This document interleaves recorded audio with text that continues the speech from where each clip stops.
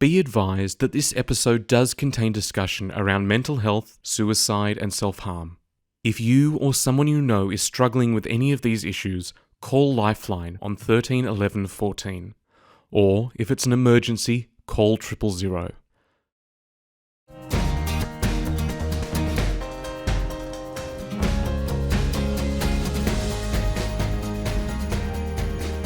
Hi, Zac, and thank you so much for joining Raising Teens podcast.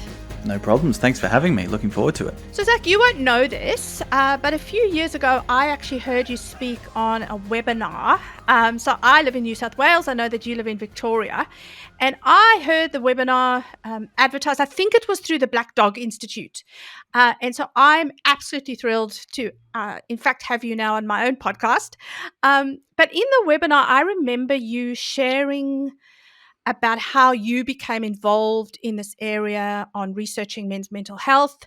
And you also shared some of your own personal story. Will you just start with some of that today? So it's a complex one, and something that I continue to reflect on how I got to where I am. But the simple answer is that I lost my dad to suicide 10 years ago or so. Wow. It's pretty crazy how time passes, and it was 2013, and dealing with that type of grief and trauma in many ways. I was overseas at the time, and reflecting on the loss of a role model and a father figure in many ways, has had very profound ramifications on my life and my family's life, obviously.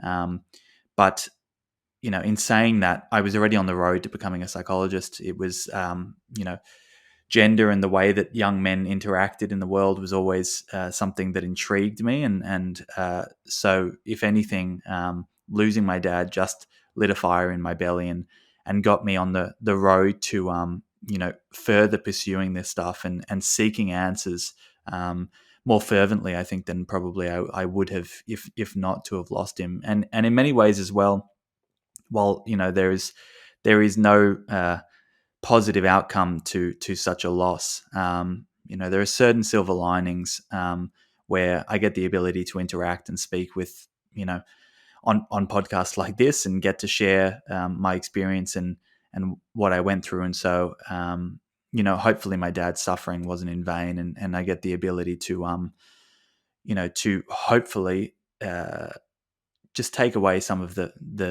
the pain that others are feeling and let them know that they're not alone, and that there are many options to help you get through those dark times.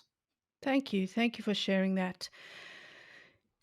So, Zac, we hear so much about boys and how they're struggling really across a number of areas. Boys are struggling academically, emotionally, psychologically, socially. Can you just talk about some of what you're seeing in your work, Zac? What do you believe the reasons are for some of these findings around our Mm. boys' struggles? So it's a very complex piece, because there are all of these different sectors, I guess, all of these different modes of being that young men are very clearly, in comparison to young girls, faring pretty poorly. Whether Mm, you look at their academics, you look at the way that they socialize, you look at violence, and in the States you can look at gun violence, you can look at all of this stuff, and it reliably is going to show you that men are not doing very well. Our health outcomes in this country, we die on average, 4 to 6 years earlier than women do. So mm, while we live in a country where men have a lot of power and a lot of privilege, and there's no doubt about that, it's not actually conferring benefits on our well-being in the long term. And so the reason, I think, that lots of this is happening, and my research and clinical work is very much embedded in this, is the way that boys are brought up, is the development of masculinities in many mhm. ways, is the idea of what a boy and a man can and should be. And I've said this many times before, but I think that our society fails young men by, firstly, not providing very good role models. Um, Yes. Secondly, fatherhood has never been something that we privilege, something that we actively work towards and believe is a a huge benefit to any man. And so that means that we we have a vacuum in many ways in many households where the father figure is not necessarily as present or as active as they should be. And then really what it comes down to is that the way that the men and boys interact with one another is fundamentally problematic in many ways, just because of a belief, a standard that they feel they need to live up to. And so, what I always say is that we're very good at telling boys what not to do, but we're not good at telling them what to do. We're not very good Yes. at creating a doctrine, a mantra about like what it means to be a man in this day and age. No one's suggesting that it's easy, and I don't think Yeah. that we need to sugarcoat it, but we do need to create a path forward because there's been a lot of negativity, and in some instances, it's deserved because there has been plenty of bad behavior on display. But nonetheless, you need to equate that. You need to find a way to have a narrative that is telling boys that they are capable, that they have potential, that there is something to look forward to and to work towards. Because otherwise, what's happening on the ground is that I'm just surrounded by disillusioned, angry, you know, shame-filled victims in many ways Yeah. that these young boys are seeing themselves as, and it's really not doing very well for us. So it's you touched on two things there that stood out to me. You were talking about how we don't or we haven't celebrated fatherhood, in past generations and even my generation, still to a certain extent. We're seeing it less than past generations, but still the celebration of your career and what you've achieved outside of the family is what is held up as the most important thing to men and dads, and then also your aspect of we often tell boys what they're doing wrong. So in schools we will keep them in at recess or Mm, give them detentions, but then we're not actually giving them other avenues or other options, or saying, well, yep, perhaps that wasn't the appropriate way to deal with your mates or your teacher, but then we're not showing them what is. mm, And so yeah, you're highlighting role models is just so important. I actually address the term toxic masculinity in my own book, and I know there's a lot of misunderstandings on what this term means, and it's often misunderstood to mean maleness or being a male in itself is toxic, mm, when actually it's just an attempt to really confront the stereotypes and around boys and men, and some of the things you've already highlighted, that the ways we interact with boys is toxic to them. So I really appreciate some of your own discussions and writings that I've seen in the media on this term toxic masculinity. Uh, just chat to us a bit about mm. how you frame that. For sure. So first off, toxic masculinity is not a scientific term. Yes. It is a media created term, and it's alarmist in that way because the media needs to get clicks, and so the way that it was created was that it largely took flight in the Me Too movement with the likes of Harvey Weinstein and Donald Yes. Trump and others, and it was taken out of context, I think, in many ways, in that I believe toxic masculinity should be related to certain behaviors that are linked with masculine stereotypes can be toxic, can be dangerous, can be Mhm. harmful to others. But the way that it's now been misconstrued, I think, is that yes, maleness, manhood, being a man is fundamentally at its core toxic, and what that does is it directly shames and isolates the very men that we want to engage. And Mhm. so we end up in a very dangerous status quo where we are now, where those young guys uh, who are going through an identity formation where we need to be telling them what they are capable of, what they can do, are getting hammered from every angle by you know a media which is suggesting that everything that they do is wrong and is broken and is toxic. You know, if you speak to any of the people writing these books or writing these articles, they will all share a very similar ideal to me, but the problem is that, a young guy who is already feeling like a victim is going to read what he wants. He's going to see it Yes. in a way that he wants. And so we need to find a way, to really focus on flexible masculinity, which is something I talk about a lot, which is, the notion that, yes, certain Beautiful. behaviors are toxic in many instances. But if you flip them on their head, stoicism and self-reliance can be really toxic in the wrong Hmm. circumstances.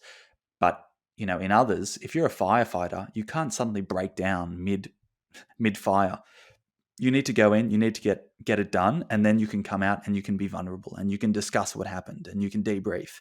And so time, place, and context are essential. And what I hope, young men especially are going to take on board is the idea that rigidity is the most dangerous thing that we can have as guys, which is, here is how I work, this is what I do, and this is going to be across the board, no matter who's in front of me, no matter what room I'm in, this is how I react to things, this is how I respond to things. It's very Okay. dangerous, it's very harmful. That is not what masculinity was ever, created to be. It's Yes. supposed to be adaptive. It's supposed to be about self-development and growth, and I think we've lost sight of that. That illustration you just gave of the firefighter that's magnificent, because it gives such a beautiful picture of the opposite of rigidity that you just pointed out, where you can be stoic and strong in certain situations, but then coming out of that exact situation, you can be vulnerable and express your emotion. So yeah, that's a beautiful picture. Going now a little bit more into the mental health side, there's a lot of current research that still highlights that by around mid adolescence, our girls are more than twice as likely to be diagnosed with a mood disorder than boys. But, Zach, our boys and our men are more likely to die by suicide than women and girls. And that there's such an underlying issue for me, that even though we're looking at these statistics, our boys then are not speaking up, or they don't feel like they have permission to speak about where they are struggling. What do you see or know of teen boys' mental health? Mm. So the statistics are wrong to start with. I'm on the ground and they're just wrong, and and it's not anyone's fault for why they are wrong. But I'll, Yes. I'll tell you why they are missing the mark. Um, while you look at the likes of depression or anxiety, and you see that young girls are experiencing this at much higher rates, and just as a caveat from the outset, my work, full stop, is not to reduce focus on young girls. They have plenty of difficult Yes. situations that they are going through, and the past generations for young women have been an absolute nightmare. So this is not a one or the other. It's an and Absolutely. situation. So they experience anxiety and depression at much higher rates according to your everyday statistics, but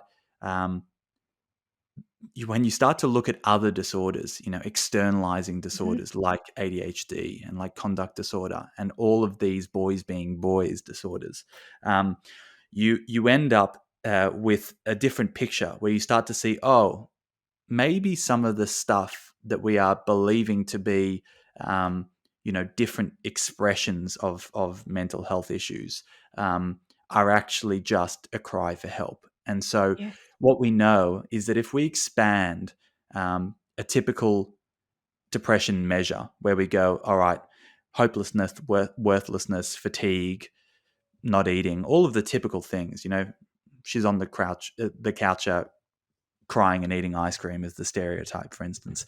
Depression looks very, very different in young men. It comes out as anger, Yes. irritability, substance misuse, violence. Um, it's where the internal is exploding into the external, and it's when the bucket is overflowed, and it's because there is either a difficulty actually understanding what is happening for them, or there is a purposeful masking of it. So there are two different ways, and we always go down the route of, oh, young guys are just avoiding this stuff and they're purposefully avoiding it.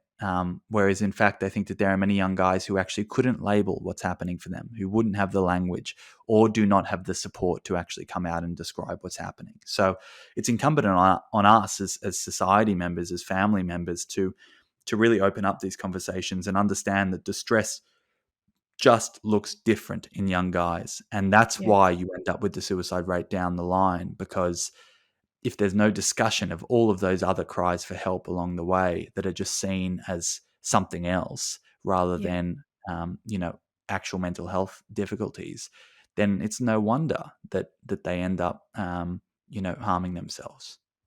I'm so glad you spoke about the fact that often boys don't have the language because, yeah, the language is often couched around some of those, we find the language in those terms you just spoke about, the crying or the not eating, and we boys perhaps never hear that when I'm Mm, exploding in anger or I'm doing these, engaging in risk-taking behaviors that yeah. are actually really harmful and could end up in hurting myself really badly. They don't realize that that is um, also a sign of a mental health struggle. So Mm. I'm so grateful for you highlighting that.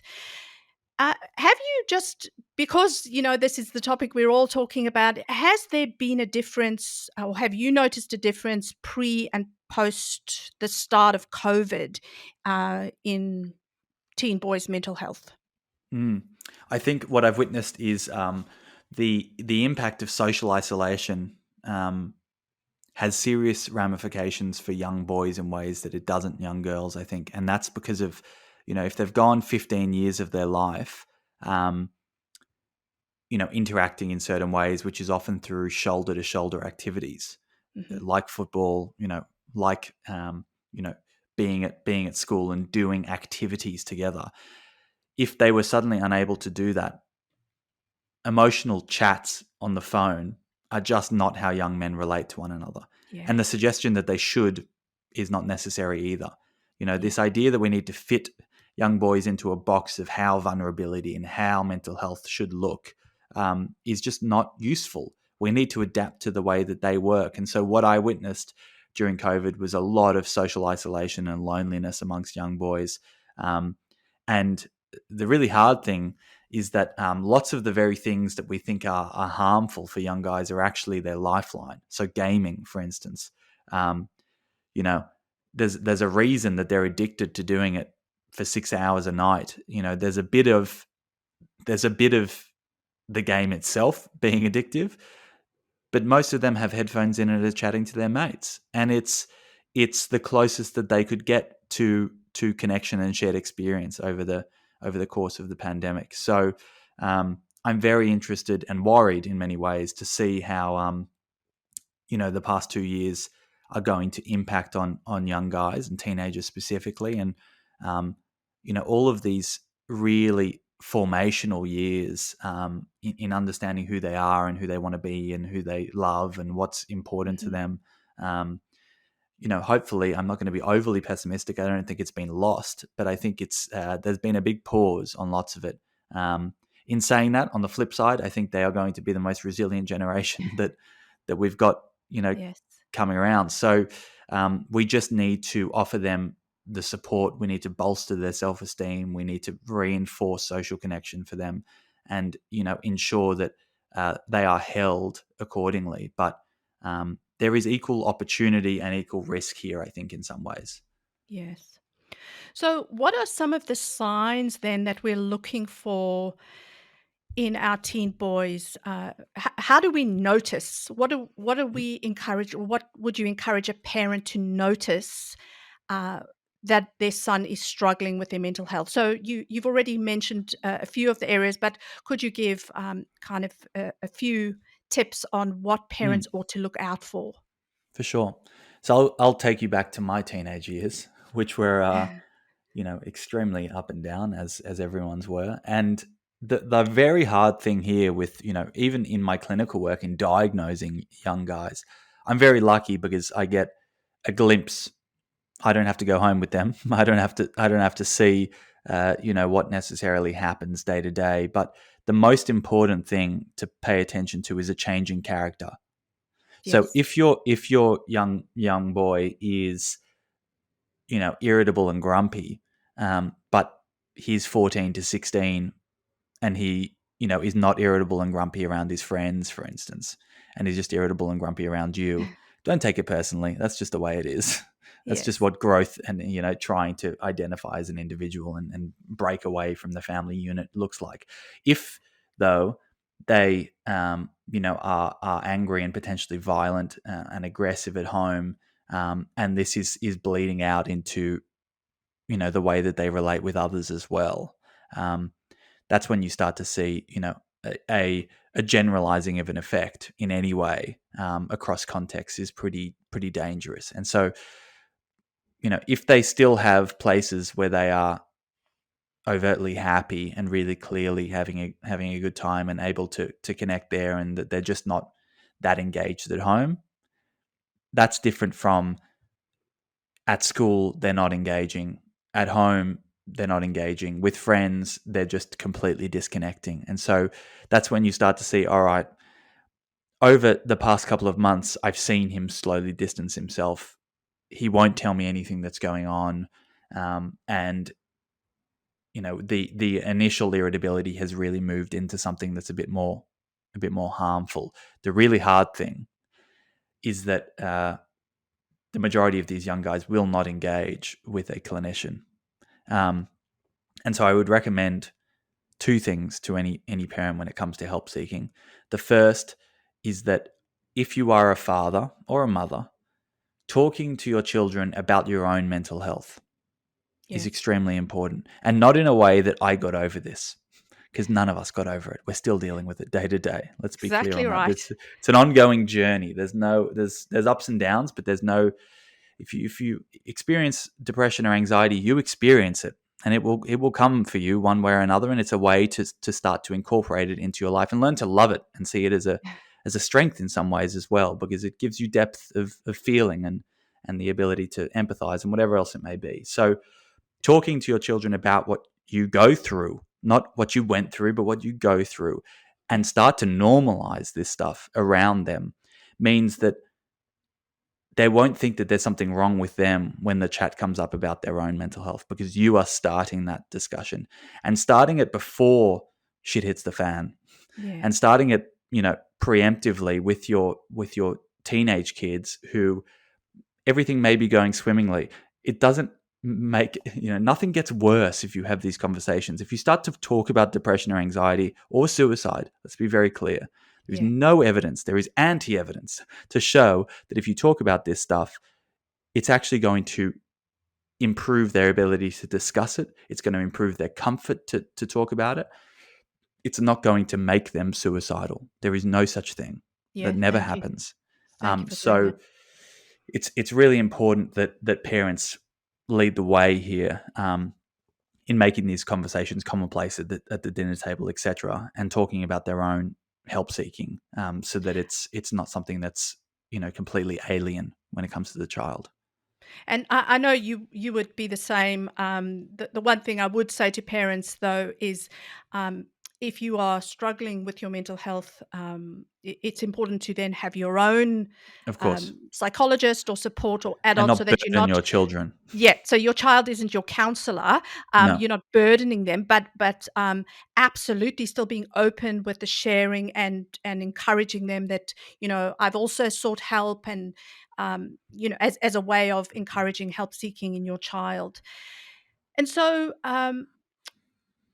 what do parents do when I know you and I would call it self-medicating behaviors? And that is when your son, that they are struggling, but they're, trying weed and drinking too much and withdrawing, and they're saying that they don't want help. What would you advise a parent in that situation who knows their child desperately needs help, but they won't hear from a parent? mm. It's very difficult, and Yes. I've been in many situations as a clinician trying to talk to, let alone young boys, talk to adults about this stuff. And it's a lot of it is a coping mechanism. Is them being very afraid of when they stop this stuff, what their brain will start telling them.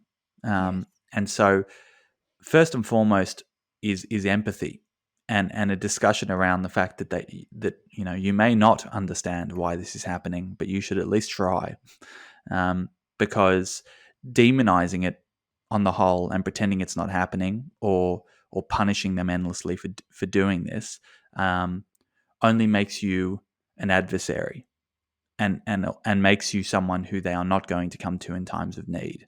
There obviously have to be boundaries, but you can do it in a way that shows them love and support and doesn't pit you against them. Many times it's about the fact that they are very worried about what life looks like without these things, and at some point it's very important to separate between risk taking and adventure seeking, and just doing stuff for the sake of it, as a teenage boy tends to do, and a problem behavior. And if you are not the person to do this, and have these conversations, finding somebody who they relate to and who they are willing to listen to, and it's often not going to be a parent fundamentally, just because the child often, which is a very strange phenomenon, does not want to overburden the parents and make them worry even more. That's why suicidal thoughts are never discussed. Yes. Especially between young boys and their mothers, for instance, because I don't want her to worry, blah, blah, blah. It's like, mate, she's going to worry a lot more if you attempt. I assure you that. So trying to work out, and this is where the role model part comes in, we should be constantly cultivating role models for these young guys in their life, mentors, to provide rites of passage around how to go about life. And if you can create those relationships, I always turn to my grandfather, which is very strange because apparently he was extremely strict on my mum, but with us he was a sounding board. And so having those relationships, and being okay. I think the thing as a parent, which is really difficult, is that parents aren't okay often without being in the know, and with letting go of control every once in a while, especially when it comes to clinical work. Because of confidentiality, I ask the boy if he wants me to tell his parents what's going on, and often he says no, and the parent needs to handle that. It's a very important part of individuating. And so I think that stepping back and just trying to offer your young boy the support and belief that you trust that he is going to, if you tell him to go and speak with someone and you find out that he has, you trust that conversation was hopefully going to be useful. Being nosy and trying to have the last word is not going to end well for you. Trusting him, supporting him, being honest and authentic as your own self, that's all you can do as a parent. Yeah. And interesting, I've found in my own work, very often young people or teenagers who initially say no, they don't want their parents involved. As they begin to work with their psychologist, they actually understand that their parents can be involved in some areas because they're still there all of the Exactly. week. And then they trust their psychologist to talk with their parents about little things that might be helpful in the week. But as you said, place. parents have to wait for their child to be ready for that. Let them grow. Let them learn. Yes. Yeah. So finally, Zac, what is your hope for this area in working with boys and in boys' mental health? What is your greatest hope? I have a lot of hope in boys themselves. My greatest hope is in the rest of us, in adapting. And a old mantra of mine, something that I say all the time, is that we continue to tell boys to open up, but we're not ready to listen. And so my greatest hope is that we start to listen, and we start to not listen in the ways that we want to hear, but the ways that they are speaking. And so whether it's from the way that they're talking about distress, whether the way they're talking about sex, the way they're talking about anything under their education, whatever it is, just because it doesn't look like you want it to look, doesn't mean it's wrong. And so we need to understand that I often say whenever I'm talking to a young guy, we go through a whole hour session, and he was like, "Oh, thank you so much, Zach. I've never spoken about stuff like this before. That was so full on. That was great." And I'm just thinking in my head, I'm like, "Mate, you didn't even touch the sides. Like that was just like that was nothing, you know?" And Wow. but for him, it's so powerful. And I'm like, "You haven't said anything that I didn't know when I first saw you." But it takes time, and this is the thing. So that's the first session with him, but then in the sixth session, he's suddenly so much more verbose, so much more able to describe what's happening for him. So give boys the benefit of the doubt and do it early, and pay attention, because if we don't, that's where things go awry. So give them the benefit of the doubt and believe in them, and offer them role models wherever you can, because they'll always surprise you. Thank you, Zach. Thank you so much for sharing so openly about yourself and your own life, and just your wisdom on how we can love our boys in the best way possible. No problems. Thanks for having me.